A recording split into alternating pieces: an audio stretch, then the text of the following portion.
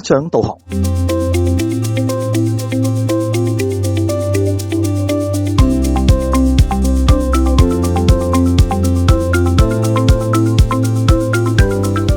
大家好，我係循道衛理聯合教會李惠理中學束濟良校長。我而家身處一個咁靚嘅 Still Room 啦，其實係來自一個好靚嘅學校。呢個地方啦係基督教香港信義會葵盛信義學校。喺我身邊咧就係梁麗人校長。咁今日咧我哋想同大家分享嘅題目就係喺呢一個被網住嘅世代被上網去網住嘅世代。咁啊，家長點樣可以係幫助孩子去能夠善用佢哋嘅電子工具嘅各樣咧咁樣？梁校長想聽你分享。多謝束校長嘅邀請啦。咁其實喺我哋成人世界裏邊咧，呢個網都同時網住咗我哋嘅。咁爸爸媽媽咧有用手機嚟做工作啦、揾資料啦，或者聯絡朋友。咁老師咧都會用手機嚟去準備一啲教材啦，同同事溝通啦。即使我同阿校長去溝通約會呢一個剪輯咧，都係用手機嘅。咁既然大人嘅世界裏邊咧，其實我哋都係俾個網住咗咧，其實我哋就要諗下點樣去好好駕馭呢一個網。冇錯。咁事實上我聽到好多家長嘅聲音就算係來自小學啦、中學都係，就係佢哋會覺得細路仔當有時返到學用手機。老師有可能覺得提啲同學我哋要用手機咧，我哋嘅 BYOD 即係帶翻自己嘅工具翻嚟學校咧，去到上堂，有時搜尋資料。究竟係唔係真係有需要，或者係翻到學校時係咪善用咧？跟住如果習慣咗之後，去到小息會唔會自己偷睇地用咧？又或者更加多咧，同家長有衝突咧，就係當放學翻到屋企。究竟其實佢用緊手機係真係用緊喺上網做功課啊，還是同學傾偈而上網用咗好多時間之後影響作息？咁所以喺呢個嘅事件裏邊咧，好多時候真係同家長咧係帶來衝突嘅，由小學到中學咧就越嚟越劇烈㗎。咁所以喺小學方面嘅時間，梁校長，你呢邊有咩可以分享到？首先咧我哋都好希望咧引用翻聖經嘅金句咧去教導小朋友嘅，因為聖經裏邊咧哥林多前書6章12節有咁講：凡事我都可行，但不都有益處。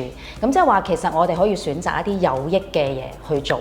咁所以咧喺小學嘅階段裏邊咧，其實我哋希望教小朋友咧有一個正向嘅思想啦。咁所以就唔會成日同佢講不唔好，咁反而咧我哋要有一個好要點樣做，去正向話俾小朋友聽。咁所以咧就住呢一個點樣好善用手機呢樣嘢咧，我哋會提出3好。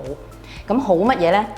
同束校長分享一下咧，就係好選擇、好時間同埋好心情。咁好選擇咧，即係話我哋可以睇一啲咧正面嘅資料，睇一啲有益嘅新聞，咁然後同人分享。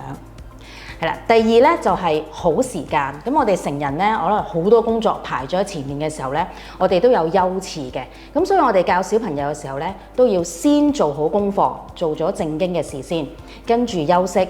最後咧，我哋先至用手機去查找一啲資料，咁就讓到自己嘅學習咧有效同埋有深度。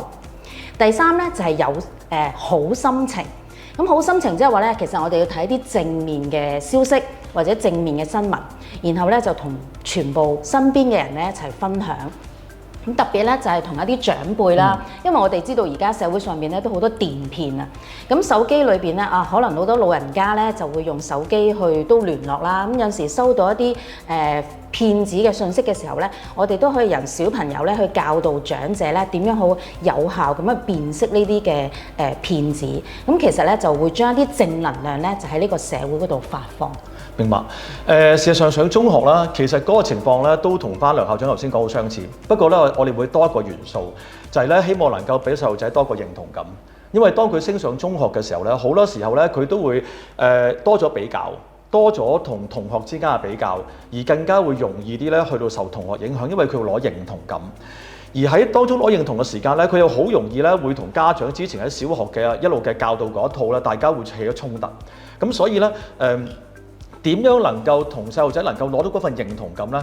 就係我諗首先就係俾佢知道，我哋事實上佢哋喺用手機咧，有好多嘢係叻過大人嘅，佢嘅搜尋方法啦，佢用嘅習慣啦咁樣。咁所以咧總會有啲係好嘢，變咗咧我哋其實咧都會教家長首先咧當見到啲好嘢嘅時候讚咗佢先。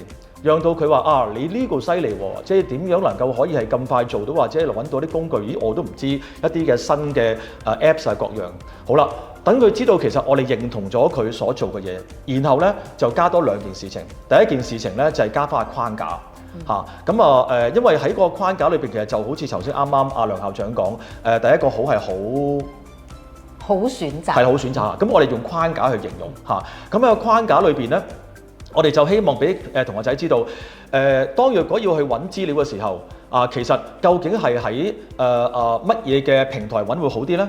有啲乜嘢其實唔係咁對成長好處嘅時候嘅平台，我哋要盡量避免咁當然我知道其實坊間都有啲工具嘅咁但係咧嗰啲工具其實唔能夠擋晒佢日後一路成長嘅嘢。但係咧我哋其實更加重要嘅係俾細路仔知道，究竟其實若果有啲唔好嘅平台會對佢咩壞嘅影響。咁因為其實而家社會上邊都有好多已經報導咗嘅新聞，就係話或者一啲嘅研究數據就話究竟其實當統計咗之後咧，當年青人當面對呢啲咁嘅唔好嘅一啲嘅電子平台，當若果涉咗好多唔好嘅消息，其實對佢有咩嘅壞嘅影響？包括喺心理方面啦，喺精神方面啦，同埋喺佢嚟緊嗰個成長方面，讓佢明白啦。我哋叫佢喺讚咗佢認同咗咩做得好之餘嘅時間，但係要佢識去防備啲唔好嘅嘢咁正如頭先講硬好嘅事情，但係當用得唔好嘅話咧，其實都會係帶嚟啲壞嘅影響。等於頭先即係我都同校長分享翻，啲男仔如果中意踢波打籃球嘅，唔可以24時都踢㗎。